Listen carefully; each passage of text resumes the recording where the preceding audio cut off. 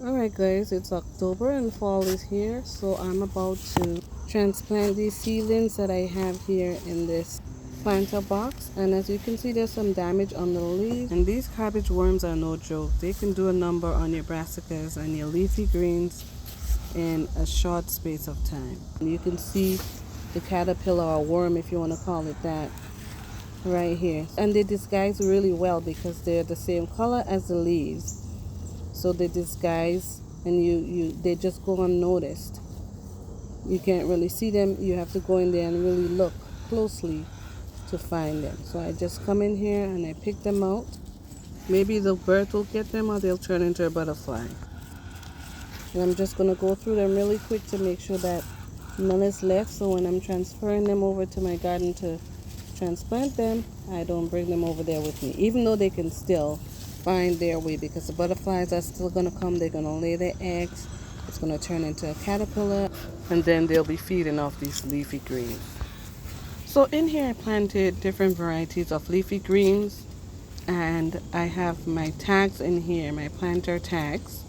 And so I'm just going to separate them a little bit. I've been working on my labeling this year and I did a better job. So this right here is a taxoid, and I planted that. I dropped the seeds here on August 8th, as you can see, but I'm just going to remove it so I can get in there and uproot these greens so I can have them transplanted. And notice how the leaves have yellow ones on them, and they're outside. So it's not only when you're growing indoors that you struggle with yellowing leaves or browning leaves. And this is not because they are lacking lighting, because they're outdoors in the elements. They're getting a lot of rain. In fact, they probably got too much rain, because over the past few months we've been getting a lot of rain. And I planted these seeds here in August, and we still did have the heat to germinate these seeds, but I'm pretty sure that they're lacking nutrition, because all the nutrients that were in this planter box was probably overcome by all the rains that we've been having, because we've had a lot of heavy rains for the past few months. But look how the root system on these are. It's really established, so they are viable. They're gonna grow well, where I'm gonna be putting them in my raised bed. And I'm going to be adding some chicken compost, and that's because the beds that I'm going to be planting these in, I have already planted in them for the year. So I'll be adding some nutrients back to that soil to get it ready to handle these plants and to give them a boost, because look at them, they need some nutrition, and that way they'll be off to a good start. Now here is a different type of caterpillar that's chomping down on my leafy greens. I'm just going to get rid of that because I don't want to transfer it. And as you can see, it has a different color to the cabbage worm. This one looks like a cucumber worm. They have so many different names. It's a worm, it's a caterpillar, whatever it is. It's loving my leafy greens, and I don't want it here. Now the reason I like planting brassicas in the fall time is because it's cooler, and these brassicas thrive really well in the cooler weather. Some of them can tolerate a lighter frost, and some can tolerate a heavier frost. And so I enjoy growing it because I can still eat fresh leafy greens from my garden. And it's the most nutrient dense when you consume freshly harvested food. Now what I have in here in this planter is 2 different varieties of rutabaga and 2 different varieties of kohlrabi. And so I can just have them in here and harvest them whenever I'm ready to prepare them to have a meal. Even if it's snow on the ground, they will survive in the snow, and I can just harvest them fresh and enjoy. Alright, so this is one of the beds here that I've prepared to plant these greens in. I've already cleaned it up a bit. This right here is an eggplant. It's a white eggplant that I uprooted, and it was in this bed here that I planted since the spring. Ooh, look what I found again. This is unbelievable. Guys, this right here is a hammerhead worm. And this hammerhead worm is a species of worm that was introduced to my state, Massachusetts, because this is what I was told when I reported it to the invasive species people, the wildlife, whatever you want to call them. And so this is a toxic worm, and it destroys your earthworms, it destroys the ecosystem, and you have to destroy it in a way that the pieces does not get a chance to regenerate, because that's what happens. So this is what I made out of it. This was the worm, and that's all I can do. And that's why I'm wearing gloves, and I'm going to continue to wear gloves from now, because I just noticed that worm in my garden last week, and it's something new for me. I've been gardening here for 10 years, and it's the first time I've seen it. But that eggplant was growing under here, and it wasn't able to bear fruit because there was so much coverage of the squash vines up on the trellis. So I'm just going to try to overwinter it. I have a pepper in this bed also, but there's a lot more sunlight coming in now because the squash vines and pumpkin vines are all dried out. Most of it are dried out overhead.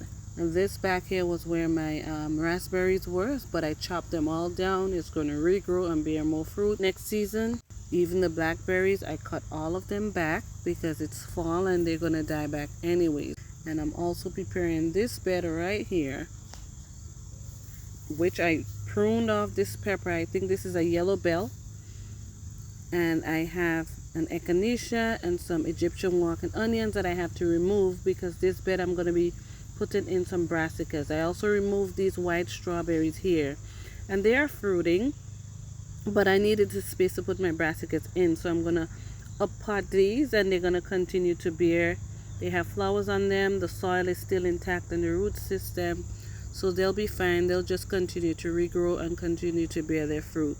And these I planted from seeds this year in the spring. It's called White Soul Strawberry. It's really flavorful, and it's the first time that I'm growing this. I got the seeds at Baker Creek Heirloom Seed Company, so I decided to try it out. But in here, I'm going to add some chicken compost to this bed because I've removed all the other plants that I had in here. I'm going to pull these out in a little bit, but I'm going to add some chicken compost to this. Mix it in well with the soil, give it a little boost.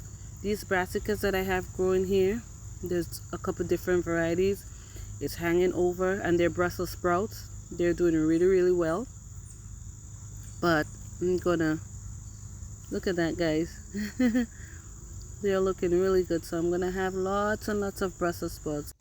And this year was one of the good years for Brussels sprouts, so well, for me. So here they are, and I have this entire bed that has Brussels sprouts growing in it, and I have a smaller bed over here that also have some Brussels sprouts in it, and they are at a different stage. You see that? So I have two beds of Brussels sprouts.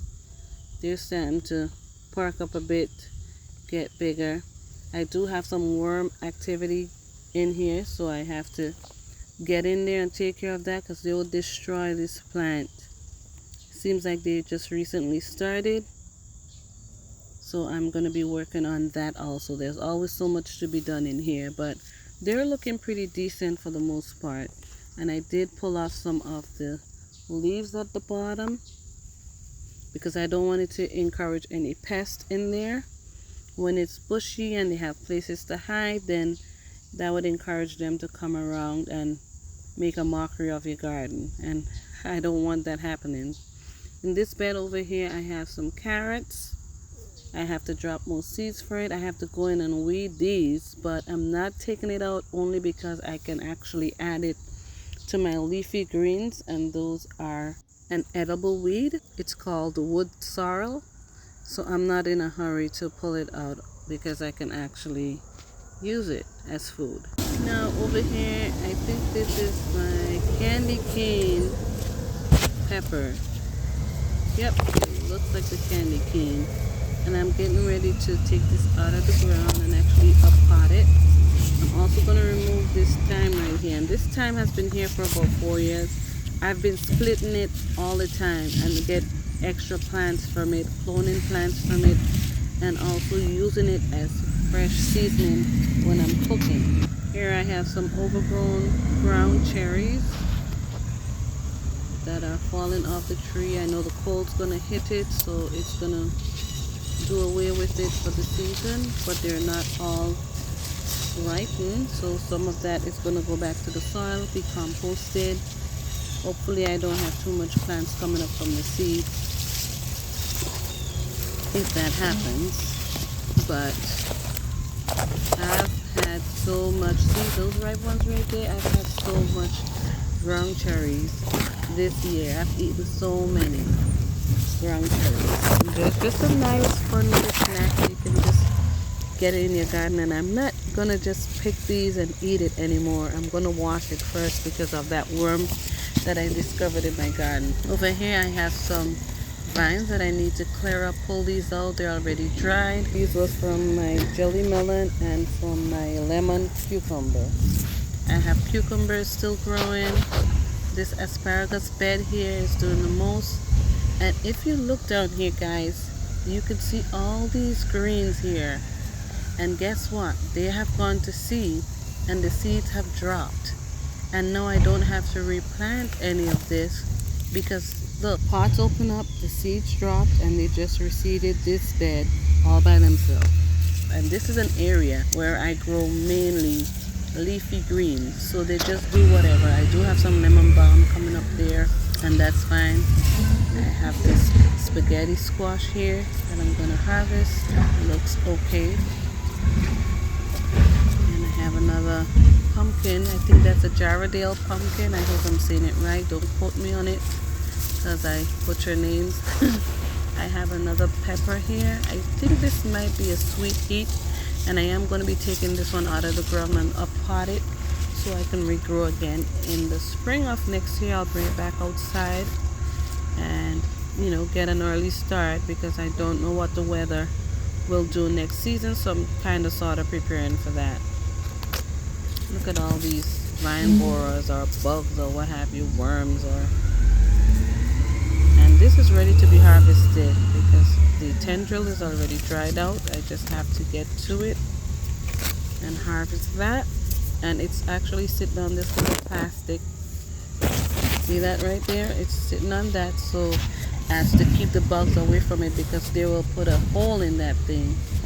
And seems like an animal came through during the night. I don't know if it's a rabbit, a skunk, a raccoon, whatever came through and put scratches on my pumpkins. This one looks fine, and it does still have that little stand at the bottom. And I go around and put a little stand at the bottom of all of them because it helps, you know, it helps with keeping the bugs away from boring into the meat of the pumpkin. Alright, so what we got over here? We still have some potatoes that I have just nowhere near my mind. Oh, there's actually a pumpkin in here hiding too. Tendril is not dried out or started to dry, so I guess we still got some time with that. But for the most part, everything is coming to an end, and I'm starting to do my brassicas for my fall garden, and that's exciting because I don't have to do as much work. My potatoes I've not harvested yet. I have tomatoes on the trees still. I may have to end up harvesting them and have them ripe off the vine. This is my Edo here, and I'm excited about that. The leaves already started to die back and brown, so I'm gonna wait later on, probably in a few more weeks, to, I would say a couple weeks, to start harvesting them to see what's going to happen. But I believe I'm going to leave at least one of them in the ground and see if it's going to spring back next year. It's just an experiment for me. It's the first time I'm growing Edo here in my zone. I know about Edo from growing up, but never grown it, never thought about growing it until I was introduced to try it by Planter Garden TV. So thanks again for those Edo plants, and I can't wait to see what they produce. Then I have these Taiwan yard long beans here. I want it to actually mature on the vine, so that's that. I already got some of the purple one, and that's drying out so I can plant it in the future. The plant is right here. It's still pushing out beans too. everything is still nice and green, surprisingly. But yeah, this is it right here. This is what's going on the homestead. Let me not forget my tool. I sometimes do that. And so I'm really happy that I got this out of the way. I got a lot more to do. I'm going to try to overwinter some more stuff, tropical stuff, especially like this sorrel here, or roselle, some people call it, or hibiscus, but I know it as sorrel. It's a red sorrel, so I'm going to overwinter that. I'm going to finish planting out all of these here, preparing the beds and all that. But there's a lot of work still to be done here. These little pumpkins. Oh, that tendril is already dried out. Yeah, we can. It's tiny though. I'm not in a rush to harvest it anyways, but I just like to walk around and check on. Look at this sorrel here. Beautiful sorrel tree, but it's not doing much right now, and I don't believe I have enough time. This white sorrel here also is not doing much. It's doing the same thing the red ones are doing. And then we have my pigeon peas. I'm still waiting to see what's happening with it,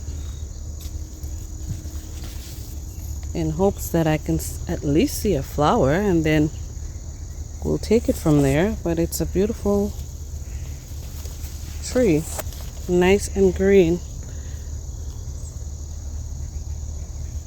but no flowers as yet. No pods, no flowers. This is another one right here. I'm gonna take this out because this got broken in the storm. We had a storm, and one of these storms, it broke the top off, but it grew back. Oh, that's where it broke off. Look how low it broke off. Right down here. And so it grew from that damage, but now it's small enough that I can take it out the ground and probably put it in a container, in a 5-gallon bucket or so, and try to overwinter it, because these are perennials.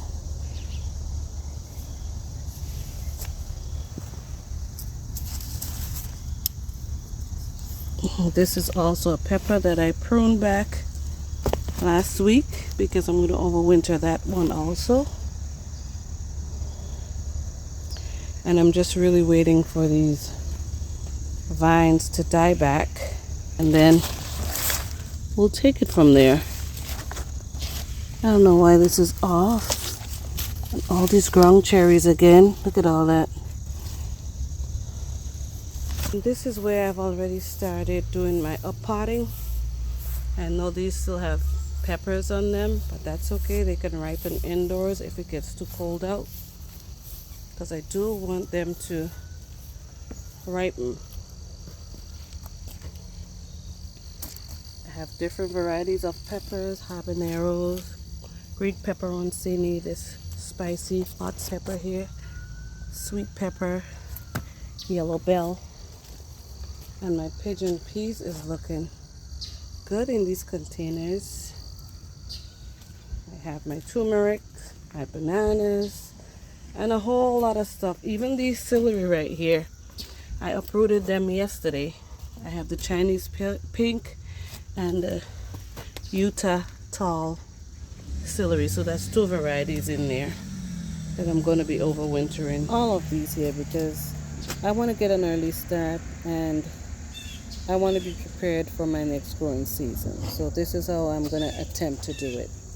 Yeah, so that's what's going on here. I'm going to sneak peek and check the roots of what's going on here. Then I have my garlic that I need to plant out. I need to plant that out later on this month. What are we in? October? Yeah. Probably about October 15. I have this other pepper here. I'm not sure which one it is. It's not labeled, but I already got things going. Well, this fall garden won't be done in one day, so I'm going to follow up with a part 2 of the start to my fall garden. I hope you enjoy this video, and as always, thank you for watching, and I'll see you again next time right here on Fifi's Urban Homestead and Lifestyle.